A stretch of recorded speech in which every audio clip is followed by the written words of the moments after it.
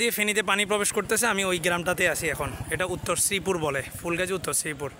বিতর্কিত ওই ঠিকাদারের কাছেই বারবার কাজগুলো যাচ্ছে, এজন্য টেকসই কোনো কাজ এখানে হচ্ছে না।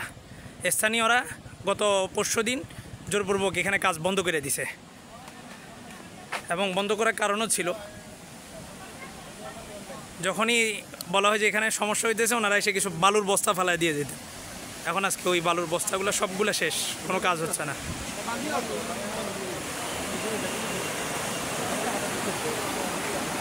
এই যে বালুর বস্তাগুলা, এবং এটা একটা রাস্তা ছিল, রাস্তাটা ভেঙে গেছে। এই যে বালুর বস্তা এগুলা,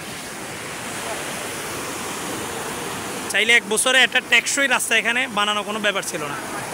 এখন স্থানীয়দের এই যে ঘরবাড়িগুলো, এই পাশে যতগুলো ঘরবাড়ি রাস্তা আছে সব ডোবা শুরু হচ্ছে। এখনও আকাশ পরিষ্কার, প্রখর রোদ, আর 23-24 তারিখ থেকে একটা ভারী বর্ষণের সম্ভাবনা আবহাওয়া অফিস এটা প্রকাশ করছে।